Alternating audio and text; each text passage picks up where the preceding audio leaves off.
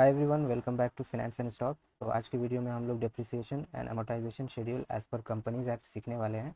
तो यहाँ पे आपको डिटेल वे में हर एक एसेट वाइज किस तरह से डेप्रिसिएशन शेड्यूल बनाते हैं वो मैं सिखाऊंगा यहाँ पे, प्लस हर एक टर्म का मीनिंग के साथ मैं बताऊँगा।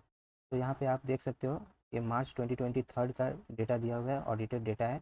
ये डेटा आपको कहाँ से मिलेगा? ये आपको ऑडिटेड फाइनेंशियल स्टेटमेंट से मिल जाएगा, बैलेंस शीट के notes to account, property, plant and equipment में। तो यहाँ पे सबसे पहले ओपनिंग ग्रॉस वैल्यू दिया हुआ है। ओपनिंग ग्रॉस वैल्यू का मतलब होता है इसका historical cost, original cost of this plant and equipment, ठीक है। और उसमें परचेज़ का डेटा है, मतलब कि ड्यूरिंग द ईयर ये कितना का परचेज़ हुआ है और ड्यूरिंग द ईयर कितना का सेल हुआ है। तो ये हम लोग परचेज़ ऐड करेंगे और सेल माइनस करेंगे तो हमारा क्लोजिंग वैल्यू आ जाएगा। और ये डिप्रिसिएशन फॉर द ईयर दिया हुआ है और ये एक्यूमुलेटेड डिप्रिसिएशन, मतलब कि अभी तक इस प्लांट एंड इक्विपमेंट में कितना डिप्रिसिएशन चार्ज हो चुका है। तो आपका नेट वैल्यू क्या आएगा? Closing gross value minus accumulated depreciation, तो ये आपका नेट वैल्यू आ जाएगा।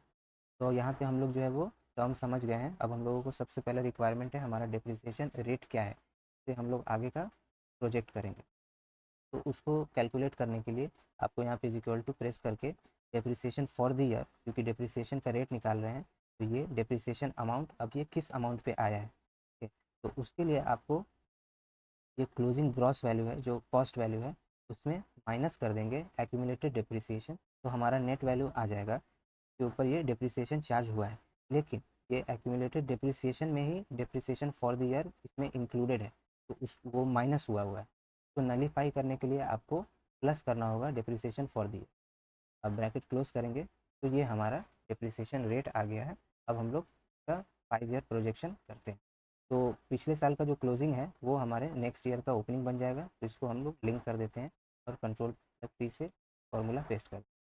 परचेज़ में आप देखो यहाँ पे क्या ऐड करोगे, ये आपको मैनेजमेंट का केपेक्स गाइडेंस दिया हुआ है यहाँ पे, प्लांट एंड इक्विपमेंट का 2024 का 2025 का। तो हम लोग यहाँ पे तो कॉपी पेस्ट करेंगे और यहाँ पे हम लोग 0 ऐड कर देंगे। सेल का डेटा यहाँ पे मैनेजमेंट का नहीं दिया हुआ है, तो हम लोग सिंपली यहाँ पे भी 0 ऐड कर देंगे।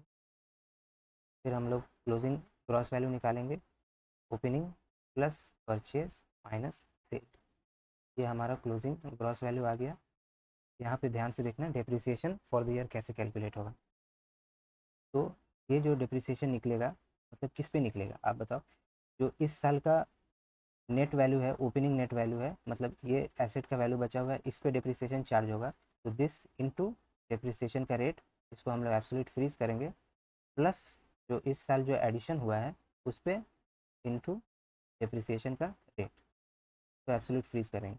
अब यहाँ पे आपको 0.5 से मल्टीप्लाई करना होगा, क्योंकि ये जो मशीनरी परचेज़ हो रहा है वो हम लोगों को पता नहीं है कि ये ओपनिंग ऑफ द ईयर में भी हो सकता है या फिर at the end of the year में हो सकता है। तो हम लोग यहाँ पे अज्यूम कर रहे हैं कि ये मिडल ऑफ द ईयर में है, इसीलिए हम लोग इसको 0.5 कर दे रहे हैं। तो हम लोग हमारा जो है वो डिप्रिसिएशन अमाउंट आ जाएगा।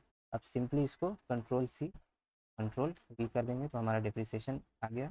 एक्यूमुलेटेड डिप्रिसिएशन का देखो, एक्यूमुलेटेड डिप्रिसिएशन क्या होगा? प्रीवियस ईयर का जो भी एक्यूमुलेटेड डिप्रिसिएशन है प्लस इस साल का डिप्रिसिएशन फॉर द ईयर, तो ये हमारा इस साल का एंड में एक्यूमुलेटेड डिप्रिसिएशन आ गया। कंट्रोल+C कंट्रोल+V करेंगे। फिर यहाँ पे हमारा नेट वैल्यू क्या रहेगा? Gross, closing gross minus accumulated depreciation, तो ये हमारा नेट वैल्यू आ गया। इसको भी हम चेक कर देंगे। तो ये हमारा प्लांट एंड इक्विपमेंट का डिप्रिसिएशन शेड्यूल रेडी हो गया। और सेम यही मेथड अप्लाई करके रिमेनिंग आप बना लोगे।